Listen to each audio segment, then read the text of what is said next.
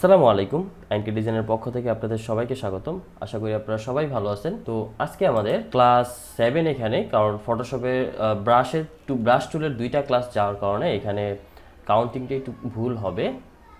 তো এইখানে হবে ক্লাস 8। আজকে আমাদের ক্লাস 8-এর প্যাটার্ন স্ট্যাম্প টুল আর হচ্ছে ইরেজার টুল। তো আমরা ফটোশপে একটা ডকুমেন্ট ওপেন করলাম। সাইডবার থেকে ক্লোন স্ট্যাম্প টুল আমরা অলরেডি গত ক্লাসে দেখেছি কিভাবে ইউজ করতে হয়। এখন আমরা দেখব কিভাবে প্যাটার্ন স্ট্যাম্প টুল ইউজ করতে হয়। প্যাটার্ন স্ট্যাম্প টুলের শর্ট কি হচ্ছে এস, আর ক্লোন স্ট্যাম্প টুলের শর্ট কি হচ্ছে এস। আমরা এখানে লক্ষ্য করলে দেখতে পারবো। তো আমরা এখান থেকে এটা সিলেক্ট করার পর বরাবরের মতো উপরে দেখতে পারতেছেন যে ব্রাশের প্রিসেটগুলো চলে আসছে। এগুলো সম্পর্কে অলরেডি আমাদের আইডিয়া আছে। ব্লেন্ডিং মোড, এটা নিয়ে আমি বলেছি কয়েকবার যে আমি যখন ব্লেন্ডিং মোডের ক্লাস আসবে আমরা ইনশাল্লাহ দেখব। তারপর অপাসিটি, এটা সম্পর্কে আমাদের আইডিয়া আছে। ফ্লো সম্পর্কে আমাদের আইডিয়া আছে। এইখানে একটা চেঞ্জেস, এইখানে আমরা দেখতে পারতেছি যে কিছু প্যাটার্ন আছে। তো এইটা মূলত এই যে প্যাটার্ন স্ট্যাম্প টুল, এই প্যাটার্নগুলো নিয়েই কাজ করে। এখানে আমি যেই প্যাটার্নটা সিলেক্ট করব সেই প্যাটার্ন নিয়ে এটা এখানে কাজ করবে। ডিফল্ট প্রিসেট বা ডিফল্ট প্যাটার্ন বলা যেতে পারে। এগুলো যদি আমরা সিলেক্ট করি এখান থেকে কাজ করতে পারবো। চাইলে আমরা নিজের মতো করে বানিয়ে নিতে পারবো। তো প্রিসেটগুলো যেগুলো আছে ডিফল্ট প্রিসেট, সেগুলো আমরা আগে ইউজ করে দেখি। আমাদের এখানে একটা ডকুমেন্ট নেওয়া আছে, ব্ল্যাঙ্ক ডকুমেন্ট। এখান থেকে আমি এই প্রিসেটটা সিলেক্ট করলাম। দেন এখানে এসে আমি ব্রাশের মতো করে স্ট্যাম্প টুলটা সিলেক্ট রেখে ব্রাশের মতো করে যদি আমি এখানে এইভাবে ড্র করি, দেখবেন যে সেই প্যাটার্নটা এখানে চলে আসছে। আমি যেভাবেই ড্র করি না কেন, দেখেন এখানে এটা চলে আসছে। এখানে একটা বিষয় আপনি খেয়াল করেন যে এখানে কিন্তু অ্যালাইন হয় নাই, একটার সাথে একটা কানেক্টেড হয় নাই। সাপোজ এই যে দেখেন কানেক্টেড হয় নাই, এই দেখেন কানেক্টেড হয় নাই। এটা কেন হয় নাই? এখানে আমি অ্যালাইন আনচেক করে রাখছি। এখন আমি অ্যালাইন চেক করে দিলাম। তারপরে নিচে থেকে দেখেন এখান থেকে আমি এটুকু দিলাম। দেন আবারও আমি এখান থেকেই দিচ্ছি। দেখেন এবার আর উলট পালট হচ্ছে না, এবার অ্যালাইন ঠিক মতোই হচ্ছে। দেখেন আমি যেভাবেই দিচ্ছি ঠিক সেইভাবেই হচ্ছে, তবে অ্যালাইন ঠিক রেখে। আমাদের যদি দেখা গেছে যে কিছু কিছু সময় এখানে একটা দিতে যাচ্ছি, এখানে আরেকটা দিতে যাচ্ছি, এখানে আরেকটা চাচ্ছি যে এখান থেকে অ্যালাইনটা একটু ভুল হোক বা অ্যালাইনটা একটু ঘুরে যাক, তখন এইভাবে করা যেতে পারে। এইভাবে দিতে যাচ্ছি, এইভাবে দিতে যাচ্ছি। এবার আপনার ডিজাইন অনুযায়ী আপনি চাইলে করে নিতে পারেন যেভাবে সুবিধা হয়। এখানে আরও অনেকগুলা প্রিসেট আছে, আপনারা এই যে দেখতে পারতেছি। অ্যালাইন চেক রেখে নেই। এখানে আরও অনেকগুলো প্রিসেট আছে, ডিফল্ট প্রিসেট। আমরা প্রত্যেকটা ইউজ করে দেখব যে কোনটা কি কাজ হয়। তারপর আমরা কিভাবে কাস্টম মেক করতে পারি। যেভাবে আমরা মূলত ব্রাশ ক্রিয়েট করি ঠিক ওইভাবেই কাস্টম ক্রিয়েট করা যায়। আমি এই লেয়ারটা ডিলিট করে দিলাম।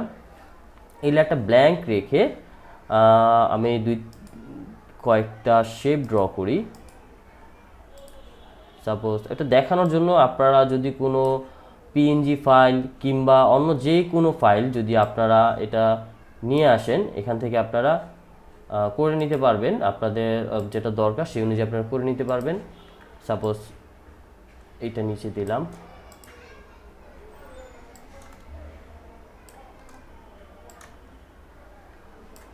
যে কোনো পিএনজি ফাইল আপনারা চাইলে এখান থেকে ব্রাশও করে নিতে পারবেন, আবার প্যাটার্নও করে নিতে পারবেন। আমি জাস্ট দেখাচ্ছি আপনাদের। আপনারা চাইলে এই সিস্টেম বা এই প্রসেসে একটা প্যাটার্ন ক্রিয়েট করতে পারেন।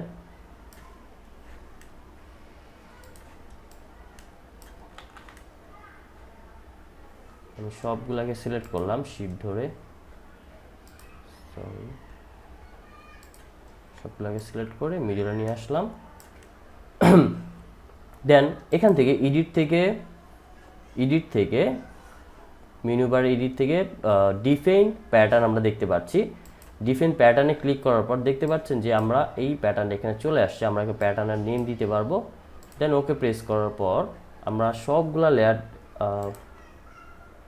একটা লেয়ার রেখে সবগুলা লেয়ার ডিলিট করে দেব, আর একটা নতুন লেয়ার নিব, এই লেয়ারটাও আমরা ডিলিট করে দেব। এখানে একটা কালার অ্যাপ্লাই করি। দেন আমি যদি এখান থেকে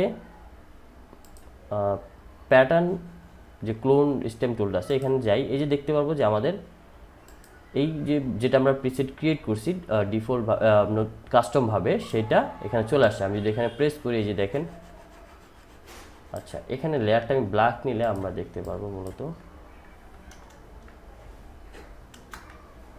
এই লেয়ারটা আমরা ডিলিট করে দিই। এই যে দেখেন আমি যেভাবে ব্রাশের মতো এটা দিয়ে যাচ্ছি এটা চলে আসবে, এইভাবে করতে চাইলে এভাবে চলে আসবে। এখন এটা একটা প্রশ্ন থাকতে পারে যে আমরা কি এটা ছোট করতে পারবো না? ছোট করতে গেলে আমাদের ব্লেন্ডিং মোড থেকে এটা ছোট করে অ্যাপ্লাই করতে হবে। সাপোজ একটা নতুন লেয়ার নেই, এখানে আমি কালার অ্যাপ্লাই করলাম।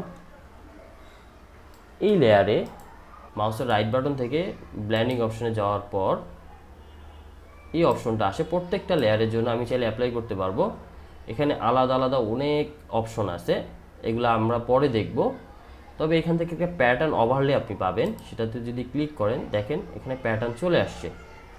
এখন আপনার ইচ্ছে মতো পুরো ফাইলে যদি এখানে আপনি স্কেল করতে পারবেন, এখানে নর্মাল মোড, এটা নিয়ে আমরা আইডিয়া পাবো পরবর্তীতে ক্লাসে। এটা হচ্ছে অপাসিটি, আমরা কমানো বাড়াইতে পারবো, অপাসিটি কমাইতে বাড়াইতে পারবো। স্কেল আমি কতটুকু মানে গ্যাপ নিয়ে করতে যাচ্ছি, কতটুকু স্কেল রাখতে যাচ্ছি, এটাই হচ্ছে সেটা। Link layer, link with layer, এটা ওই লেয়ারের সাথে লিঙ্ক করার জন্য কিংবা আলাদা করার জন্য এটা ইউজ করা হয়। লিঙ্ক উইথ লেয়ার রাখাই ভালো। এটা আমি এখান থেকে যদি চেঞ্জ করে দিই, এখানে আমি চেঞ্জ করতে পারতেছি, আমি এটার তফাৎটা দেখতে পারতেছি। তবে এখান থেকে যে আমি এটাও করতে পারবো, এটা যেহেতু হোয়াইট এখানে আসতেছে না, দেখেন এখানে চলে আসতেছে। এটা করার পর এই যে দেখেন আমি যদি ছোটো করে দিই, এই যে দেখেন ছোটো করে দিলাম, এটা চলে আসছে, এই দেখেন। তো প্যাটার্ন মূলত কাজে লাগে, আপনার অনেক কাজে লাগে। যে দেখেন একটা ফুল দিয়ে প্যাটার্ন কিন্তু করা হয়েছিল।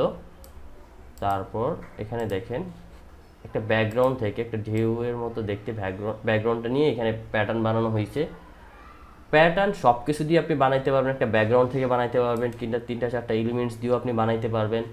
এখানে আপনারা দেখলে কনসেপ্টটা দেখলেই বুঝতে পারবেন যে দেখেন এখানে কয়েকটা লাইন দিয়ে একটা প্যাটার্ন ক্রিয়েট করা হয়েছে। এখন এটা নিজের মতো করে কাস্টম ক্রিয়েট করতেছে, একটা লাইন করে দেন এটাকে কপি করে করা হয়েছে। আশা করি বুঝতে পারছি। যদিও আমি এই ব্লেন্ডিং অপশন নিয়ে আমি ডিটেলসে আলোচনা করব পরবর্তী ক্লাসে, 2-3টা ক্লাস পরে মেবি এটা আলোচনা আসবে, ক্লাস আসবে।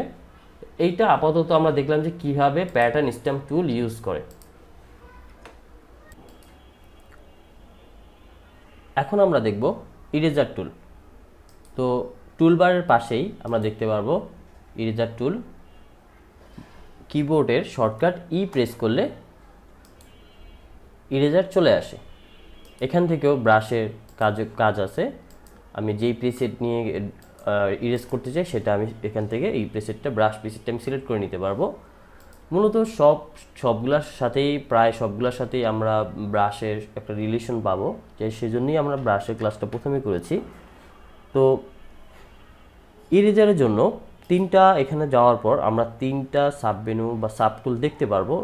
এখানে সিলেক্ট করার পর ইরেজার টুল এখানে সিলেক্ট করার পর উপরে যে অপশনগুলো আছে এগুলো আমরা দেখতে পারবো। তো এইখানে মুডের যে অপশনটা আছে, ব্রাশ দেখতে পারবো, ব্রাশ থাকলে এই যে ব্রাশ অপশনটা আসবে, আর পেন্সিল দিলে এটাও পেন্সিলের মতো আসবে। পেন্সিল অপশনটা কোনটা আমি একটু দেখাই। এখানে ব্রাশে আসার পর আপনারা দেখবেন যে পেন্সিল আছে, মূলত এইটা পেন্সিলের মতোই কাজ করে, এটা ব্রাশের মতো করে কাজ করে না। এখান থেকে আপনি চাইলে প্রিসেট চেক করে নিতে পারবেন। তবে এখানে সফট ব্রাশ কিন্তু হয় না, বা সফট পেন্সিল হয় না। এই যে দেখেন এটার কালারটা আমি চেঞ্জ করে নিই।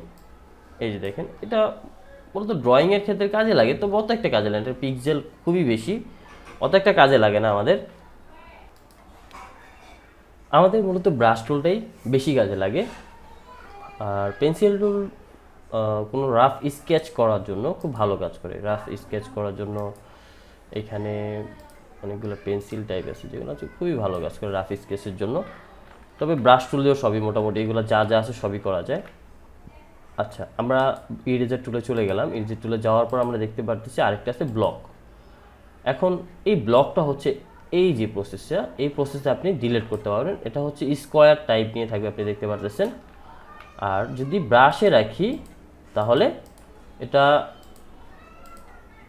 এই ব্রাশে যদি রাখি তাহলে একটা রাউন্ড থাকবে। আমার যেমন ইচ্ছে হয় ঠিক ওইভাবেই আমি করতে পারতেছি। তো এবার ডিপেন্ড করবে আপনারা কোনটা ইউজ করবেন কোন কাজের জন্য। তো বাকি যে অংশগুলো আছে অপাসিটি, ফ্লো, এগুলো সম্পর্কে আমাদের আইডিয়া আছে অলরেডি। এখান থেকে আমরা যখন ব্রাশটা সিলেক্ট রাখবো, এটা মূলত ইরেজার যখন সিলেক্ট রাখবো, যখন ব্রাশ মোডে যখন রাখবো, তখন আমরা যে কোনো ইমেজ হোক বা যাই হোক না কেন, বা যে কোনো শেপ হোক বা যাই হোক, এইটাকে আমরা রিমুভ বা ইরেজ করতে পারবো। তবে অবশ্যই এটা রাস্টারাইজ মোডে থাকতে হবে। রাস্টারাইজ মোডে থাকলে আমি যদি এটা চাই এটা ইরেজ করতে পারবো। আমি ব্রাশ মোড চেঞ্জ করলে দেখতে পারতেছেন তখন এটা এইভাবে চেঞ্জ হবে, এইভাবে রিমুভ হবে, আপনারা দেখতে পাচ্ছেন। তো এরপরে আছে ইরেজ টুল। আমরা মোটামুটি সবাই এটা আমরা আইডিয়া আছে, আমাদের জানা আছে যে ইরেজার হচ্ছে এটা রিমুভ করার জন্য ব্যাকগ্রাউন্ড ইরেজার টুল। আর তারপর আছে হচ্ছে ম্যাজিক ইরেজার টুল। ব্যাকগ্রাউন্ড ইরেজার টুল হচ্ছে মূলত এক কালারের যে ব্যাকগ্রাউন্ডগুলো থাকে সেটা এক ক্লিকে রিমুভ হয়ে যায়, এক ক্লিকে, বা ওই ব্যাকগ্রাউন্ডের জন্য এটা বেটার কাজ করে। তারপর হচ্ছে ম্যাজিক ইরেজার টুল, এটাও এক ক্লিকে মূলত ভালো কাজ করে একটা কালারকে রিমুভ করার জন্য।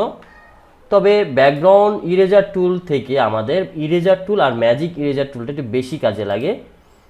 এইখানে আমি একটা বিষয় বলবো, আপনারা যখনই ইরেজার টুলটা ইউজ করবেন, যেটা আমি সবসময় ফলো করি এই ইউজটা, ডিরেক্টলি দেখেন আমি এটা চারপাশ থেকে ইরেজ করার পর এটা চারপাশ থেকে মুভ বা রিমুভ হয়ে গেছে। এখন আমি চাইলে এটাকে ব্যাক করতে হলে আনডো করে আমার ব্যাক করতে হবে।